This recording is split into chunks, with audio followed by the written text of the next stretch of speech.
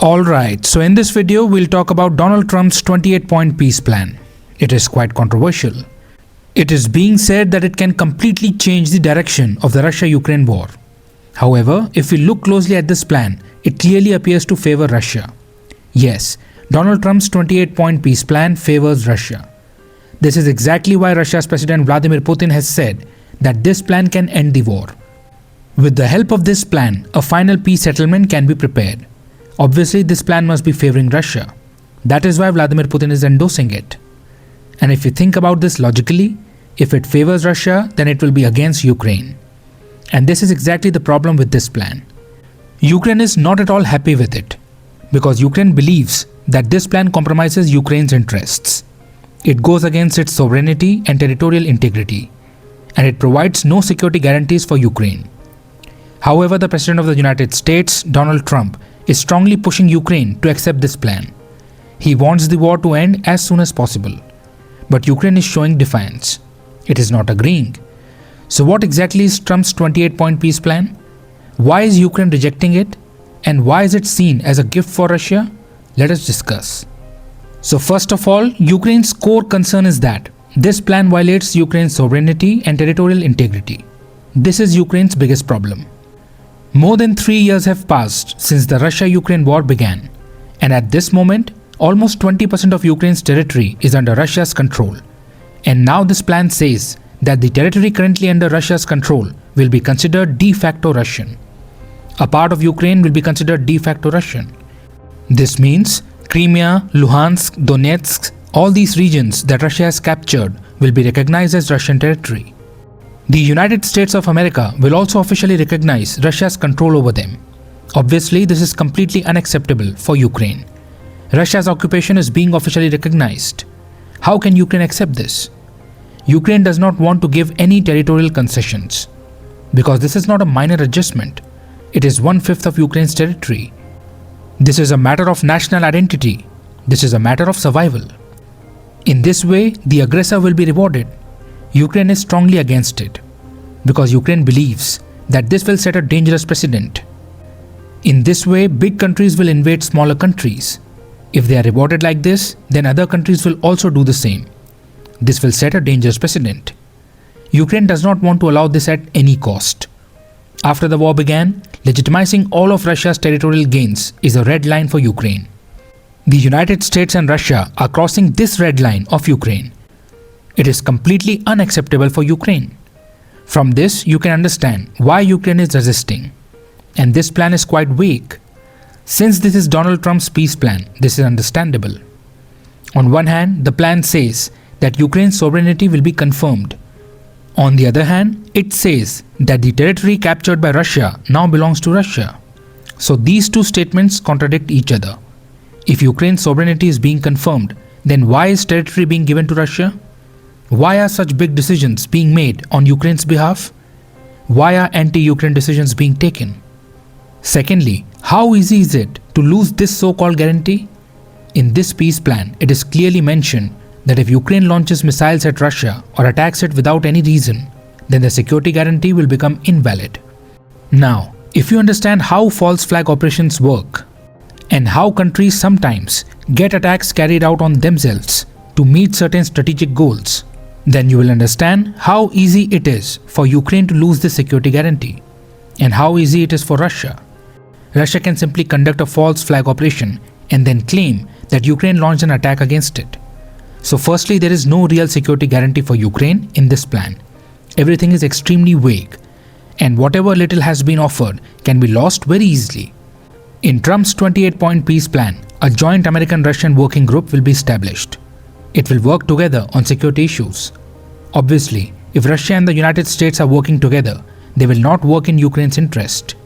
The decisions taken will be in the interest of Russia and the United States. If you read this entire plan, you will see that the beneficiaries are only Russia and the United States. This peace plan is anti-Ukraine. Think about it. Ukraine's Zaporizhzhia nuclear power plant will be operated under the supervision of the International Atomic Energy Agency, and the electricity produced there will be divided equally between Russia and Ukraine. So imagine Ukraine's situation. Crimea, Luhansk and Donetsk are gone. Ukraine will have to give half of its electricity to Russia. And if that was not enough, this plan also proposes creating a neutral buffer zone. The Ukrainian territory that is under Russia's control will be given to Russia. And Ukraine is being told to withdraw from the portion of Donetsk Oblast that is under Ukraine's control. A demilitarized buffer zone will be created there, and this buffer zone will be internationally recognized as if it is Russian territory, and neither Russian nor Ukrainian forces will enter it. Once you have internationally recognized this as Russian territory, then how will you ensure that Russia will not enter it? What kind of peace plan is this, where Ukraine is being asked to withdraw from the territory that it has successfully defended so far? A buffer zone will be created there. This is not a peace plan. This is more like a surrender treaty. Think from Ukraine's perspective. The aggressor captured your territory, and you are saying that the aggressor can keep it. And the territory that you have controlled and held till now, you are being asked to withdraw from there. A buffer zone will be created there. They are calling it a neutral zone. But how is it neutral when you are internationally recognizing it as Russian territory? On paper, you are declaring that this land belongs to Russia. After that, you can keep calling it neutral or demilitarized. But on paper, you have already recognized it. So the territory Ukraine could not defend against Russia will be given to Russia, and the territory Ukraine has successfully defended will also be given to Russia, by saying that a buffer zone will be created. So this is entirely benefiting Russia. Clearly, this is a surrender agreement disguised as a peace deal. Russia will benefit massively from it. For Vladimir Putin, it will be a huge political and military victory, and for Ukraine, it will prove to be a disaster. The moment Volodymyr Zelensky signs this peace deal, consider his political career finished. In this way, you are weakening your country's defense. You'll damage your economy. You'll give away your territory. So obviously, any president who signs this will end his political career. That is why you will see that Ukraine's President Volodymyr Zelensky is strongly rejecting it. Donetsk Oblast in eastern Donbas is not just any region, it is a mineral-rich industrial zone. This region powers Ukraine's economy. Russia has had its eyes on it for years. This area is extremely strategically important. It is economically valuable, and demographically, a large ethnic Russian population lives here. Russia uses this very fact to expand its influence and to justify why this area should belong to Russia. And by launching this war, Russia has already captured 75% of Donetsk. So this peace plan gives Russia the 75% of Donetsk that it captured through fighting. And the area Russia could not capture through fighting, the area Ukraine has successfully defended, that too is being given to Russia. So this offer is completely unacceptable for Ukraine. Every single red line has been crossed here. Everything is being handed over to Russia. And only a small mention is made that Ukraine should not be stopped from conducting commercial activities on the Dnieper River, and that no obstacles should be created in grain transport across the Black Sea. So while Ukrainian territory is being handed over to Russia, Ukraine is not being given any solid security guarantee. Ukraine is not getting anything concrete or credible in return. And there is an enormous trust deficit between Russia and Ukraine. Ukraine does not trust Russia even slightly. It doesn't think Russia will respect the sanctity of any demilitarized zone or any kind of ceasefire agreement. Ukraine fears that if you reward Russia with land in this way, then how will you stop Russia from launching another offensive in the future? If offensives and aggression are rewarded like this, then Russia will do the same again. Ukraine has not received any concrete security guarantees. Ukraine has been saying for a long time that it wants to join NATO. The collective security and collective defense guarantee under NATO's Article 5 would act as a credible deterrent against Russia. So Ukraine wants to join NATO. But Russia has clearly stated that Ukraine joining NATO is Russia's biggest red line. Russia directly sees it as a major threat to its national security. Russia would view Ukraine joining NATO as a declaration of war. This is Russia's viewpoint, that it wants to secure its nearly 2,000 km long land and sea border with Ukraine. And interestingly, Trump's peace plan accepts Russia's viewpoint. The plan clearly says that NATO will not expand further. Ukraine will write into its constitution that it will not join NATO. NATO will not keep its troops or military equipment in Ukraine. Ukraine will not be included in NATO. And then it says that we expect Russia not to invade neighboring countries after all this. It is an expectation. No guarantee is being given. So you can see that there is no tangible security assurance for Ukraine. Ukraine is being asked to amend its constitution. So it is being said that first, election should be held in Ukraine within 100 days, and after this, constitutional amendments must be made stating that Ukraine will never join NATO. In this way, you are putting pressure on Ukraine to officially abandon its dream of joining NATO. So give land to Russia, share electricity with Russia, create a buffer zone, and do not join NATO. Then what is left for Ukraine in this plan? There is no external security guarantee for Ukraine. And even if Ukraine wants to defend its territory on its own, you are putting a ceiling on that too. Ukraine has been told that it cannot increase its armed forces beyond 6 lakh troops. This means Ukraine is being restricted from building its military capacity, even though it shares a massive border with Russia. So in simple words, what is being told to Ukraine? Give your land to Russia, accept neutrality, limit your military, and trust Russia. It will not invade you. If this is not surrender, then what is? Look at the massive gains Russia is getting. It receives Ukrainian land. It gets a security assurance that Ukraine will never join NATO. Ukraine's military will be restricted. So in case Russia launches any further operations, this will only help it. Then if this peace plan is implemented, Russia will be reintegrated into the global economy. Western sanctions imposed on Russia will also be lifted. So for Russia, this is a strategic jackpot. But for Ukraine, it is a disaster. Obviously, Ukraine will reject it. The peace plan mentions that this agreement will be legally binding. Its implementation will be monitored. By whom? By a peace council. And who will head it? The US President himself, Donald Trump. Anyone who violates the agreement will face sanctions imposed by the United States. There are several more provisions in this peace plan. A humanitarian committee will be created to resolve any outstanding issues. However, there is nothing left to resolve. Russia has already received everything. It also mentions that prisoners and bodies will be exchanged. Hostages will be returned. A family reunification program will be implemented. The plan says that all forms of Nazi ideology and activities must be rejected. It strictly prohibits them. It talks about protecting minorities. It talks about eliminating racism and prejudice. It talks about promoting tolerance towards different cultures. Now, if you see what is happening inside the US right now, and then the US lectures others on tolerance, it looks ridiculous. However, we know that it is impossible for the US to be involved in something without double standards and hypocrisy. The same thing is visible in this peace plan as well. Ukraine is told that its sovereignty is being confirmed, while the very next articles openly violate that sovereignty. Ukraine is being asked to give massive concessions to Russia. It is also expected that Ukraine will not join NATO and will remain a non-nuclear state. This means Ukraine's defense will remain weak. Russia has been asked to enshrine in its laws that it will not show aggression against Europe and Ukraine. But the term aggression has not been defined here. Even the current war is not considered aggression by Russia. For Russia, this is not an invasion. It is a special military operation. So if you write such a vague line and assume Russia will comply, this is completely wrong. Russia will act according to its strategic interests. Seeing all this, Ukraine has defied this peace plan.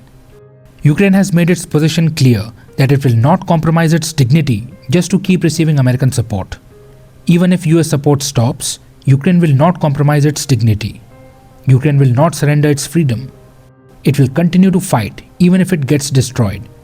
But it will not live like a slave of greater powers. And Ukraine's thinking is justified because every clause in this peace plan serves Russian interests. Russia is being given complete amnesty for everything that has happened in this war so far. Ukraine considers this unfair and unjust. It is not getting security or protection. On top of that, Russia is being granted amnesty for its war crimes. Meanwhile, Ukraine wants Russia to be punished for its aggression and for its war crimes. Where is the accountability? Here, the aggressor is being rewarded instead. Today, Russia has waged a war, captured land, and is being rewarded for it. If this continues, who knows, tomorrow it might take Kharkiv and Kyiv as well.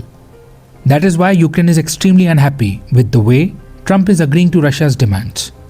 This plan does not build any real deterrence. It simply says that if Russia breaks the agreement, sanctions will be reimposed. But you can clearly see how effective sanctions have been. For 3 years, sanctions have failed to weaken Russia's war economy. Sanctions have not been able to stop Russia's aggression so far. So the effectiveness of sanctions as a deterrent is highly questionable. Because of this, Ukraine has been trapped in a very difficult position. On one hand, it risks losing its national dignity if it accepts the deal.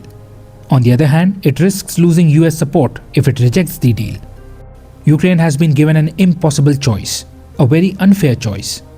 Now look at how the United States benefits from this plan. Russia will be reintegrated into the global economy. Sanctions will be lifted. The US will sign a long-term economic cooperation agreement with Russia. It will collaborate with Russia in energy, natural resources, infrastructure, artificial intelligence, and rare earth extraction projects in the Arctic region. Russia will be invited to rejoin the G7. Earlier, the G7 used to be G8. After Russia annexed Crimea, it was removed from the grouping, and the G8 became the G7 again. Under this plan, Russia will be invited to join it once more. This means that the United States wants to extract mutually beneficial corporate opportunities from this plan. Ukraine's rebuilding also offers enormous business opportunities. Ukraine needs to be rebuilt, develop, and modernize. Its gas infrastructure, pipelines, and storage facilities will all involve American participation. All the war-torn areas need rehabilitation, restoration, and reconstruction. Every part of the infrastructure development will involve the United States. America will also get access to Ukraine's minerals and natural resources. To accelerate these efforts, the World Bank is going to develop a special financing package. Russia's frozen assets worth $100 billion will be used for Ukraine's rebuilding. They'll be invested, and 50% of the profits will be kept by the United States. Europe is being asked to contribute more money for Ukraine's reconstruction. Russia's frozen assets will not only be invested in Ukraine, but will also be invested separately through a US-Russia investment vehicle. Certain areas will be identified where America and Russia will collaborate jointly. Through this, the United States wants to give Russia a strong incentive not to restart the war, not to create any new conflict, and to generate business opportunities that benefit the US. Ukraine will become eligible for European Union membership. This will give Ukraine access to the European market. But Ukraine still cannot join NATO. The United States has not provided any real guarantees to Ukraine. Yet, a clause has been added stating that for any guarantees America gives to Ukraine, the US must receive compensation. This means America has secured all the benefits. It has written only a vague statement saying Ukraine will receive reliable security guarantees. What are these guarantees? Nothing has been explained. And for this, the US is supposed to receive compensation. So Russia and the United States have made full arrangements to benefit from this peace plan. But this plan will strip Ukraine of its freedom and dignity. It is an assault on Ukraine's sovereignty. The Ukrainian president says that agreeing to this plan means betraying Ukraine's national interest. Now Ukraine is in a very tough spot. On one side, Russia is carrying out relentless battering. On the other side, pressure is coming from the United States. America and Russia appear to be working together. Now we have to see how long Ukraine can resist, how long it can withstand Russia's military assault, and how long it can bear the pressure from the United States. We'll come to know these things in the coming time.